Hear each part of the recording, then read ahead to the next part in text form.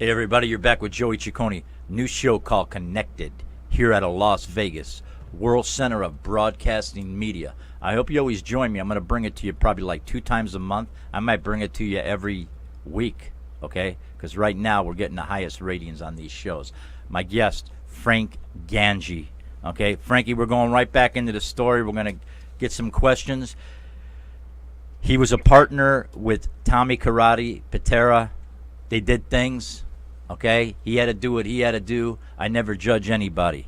You know, when your life's on the line, possibly, you got to do what you got to do. Until you're in that person's shoes, you don't know anything. Okay, it's that simple, friends. All right. Yeah. Let me ask you this. It seems it took a little bit of time to get the trusted, the confidant of Tommy. From what I read and seen, did it take a little while for you to get that trust from him? Well, I don't think so. I think he trusted me right away because he knew my family. He knew I just, ain't nobody slipped on the murder case. Me, Billy, and Val. Ain't nobody told on anybody. And, because 2 months later, he was asking me to kill somebody with him. Right. I thought I was going to, Joey, I thought I was going to go with a He said, come on, Frank, take a ride. I thought I was going to get coffee. And we wanted if we were killing somebody. La Cafe. You think you're going for the coffee, right? And the devil dogs and the Yankee Doodle Dandies, and forget about it. Now you're going over to, you got to go take care of something. All right? Aspet, let me see. Let me look through my things. Like I said, nothing's in order. There's a lot of things because the book's got a lot going on. What was going on in your mind? Let me ask you something. What was going on in your mind when Tommy said, now you'll read the book, friends, you'll understand. But Frank knows what I'm talking about. When he said to cut up Talal, is the name right? Did I say Talal right? Tile 6'6". Say again? Tile 6'6". 6'6", right. He tells you to cut him up. Now he wants you to cut him up in the tub. Take your No, he didn't want me to cut him up. He wanted me to get my clothes off. Right. He wanted you to get your like I said, Joey, the whole thing went down like this. I walked in the bar. Tommy was there. He says, come on, come take a ride. I thought I was going for a cup of coffee.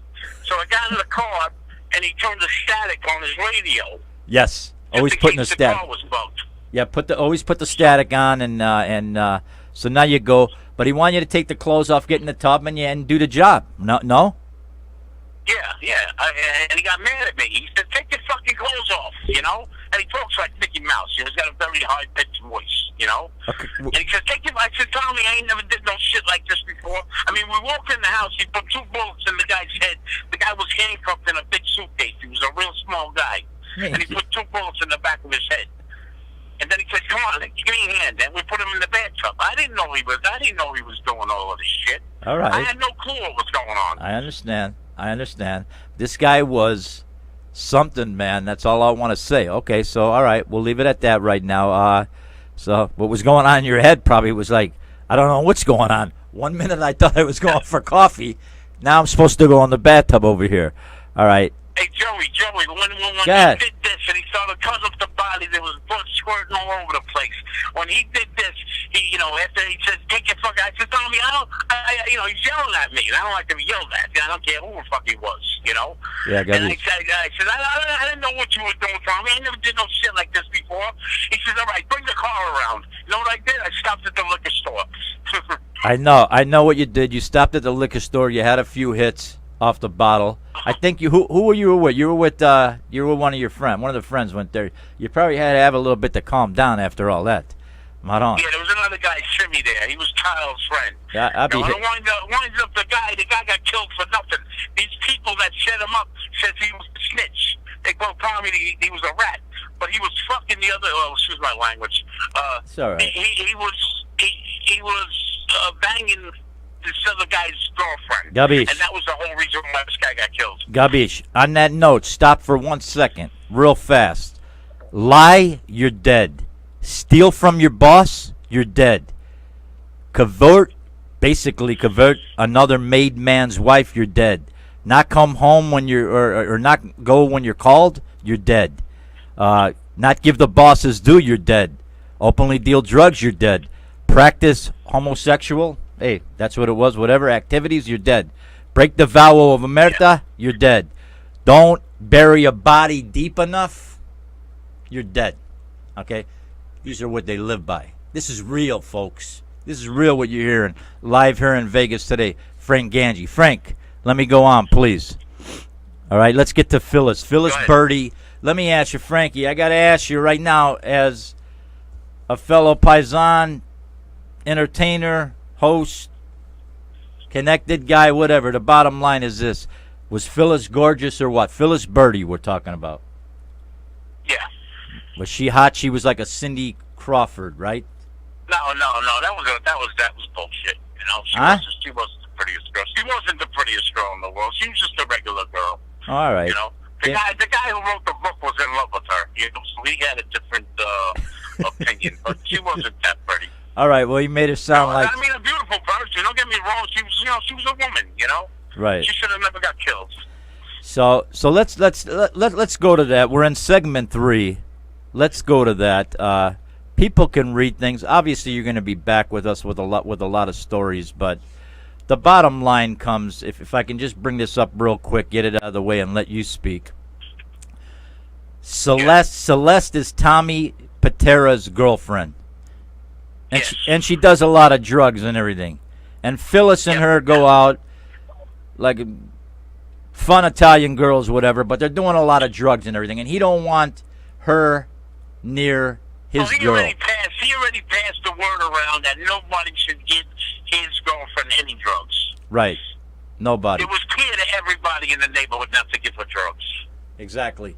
So the time comes as the word went around enough, and then obviously enough was enough, and came a day where she was obviously being looked for, and can we tell it the way it is, man, or what? Well, I mean, what happened that day was I had just got a new apartment, and I had Phyllis, Celeste, and this girl Michelle come over to clean my new apartment, right? Right. And I had a lot of coke and heroin and stuff in my safe in my house. Yeah, that's how you paid them. And they asked me for some cocaine, you know. I said, well, I ain't giving, I said, today, Phyllis, you can have some, you can have some. Celeste, I can't give you none, you know. You don't do what you want to do with your drugs. You want to give them, you can do it, but I'm not going to have no part of that. Right. So, make a long story short, later on that night, they left, they finished I was by Musa's house, my connection in New York. Musa, who was selling me kilos of cocaine. And I get a call there from this guy, Joey Pizza, who Tommy killed also. And he did. I get a call. He says, Frank, you got to come to New York. You got to come back to Brooklyn. I said, what's the matter? He says, Celeste is dead. I said, what? You know, I said, well, what happened? He says, I can't walk over the phone. I didn't know whether to bring machine guns. I don't know if she got killed. I didn't know what happened, you know? Right, exactly. So I go back to Brooklyn, I see Joey, and he tells me she's dead, she OD'd, she's in Phyllis' apartment, you know? She OD'd, right. So I went to Tommy's house, I knocked on the door at 2 o'clock in the morning. And he said, what the hell are you doing in my house 2 o'clock in the morning waking me up, you know? I said, I didn't have anything else to say. I said, Tommy, Celeste is dead, you know? And I went on to tell him, what the information I knew and where she was at. Right. You know? Right. Me and him took a ride to Phyllis' house, and we seen Celeste's body in the living room. Unbelievable. But the bottom line is, before we go to this segment break, he went and took care of business, and he took Phyllis out. Is that true or false? Yeah. You know, I mean, there was a lot in between that, Joe. You know, but I know you don't have time. You know, I can't get into that whole story. We always have time. We always have time. We can always come back. It's about just talking to you, Frank. But the bottom line is, he wound up shooting her and dismembering her body. He sure did, man. You know, and you burying her in Staten Island. And let me ask you, Paisan, didn't you have to sit there and watch that?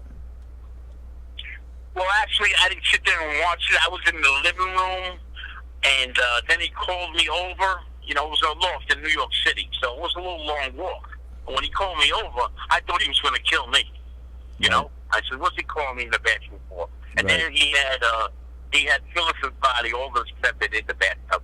You know, so I seen her head separated from her body, her legs cut off, and I mean, it destroys me. Now, this guy would do a number on people, and then he took her head. He took the head with her. All right, listen, Frankie. Well, he wanted to show me how the bullets worked, and then he put 2 more bullets in her belly. You know, he says, look at these bullets. I make these bullets by myself, you know? I hear you. And, I hear you. Angelo's saying the bottom line. Yeah, Angelo, we always say, we're Italians, we say the bottom line so we can get to the story. It's the same type of thing that we do, like, there's a lot of things that we say, you know? There's a lot of words we say. Charlie, what a crazy life. Frank said, yeah, it's real interesting. You're going to hear more. I'm Joey Ciccone. You're watching the show Connected out of Las Vegas. We'll be right back.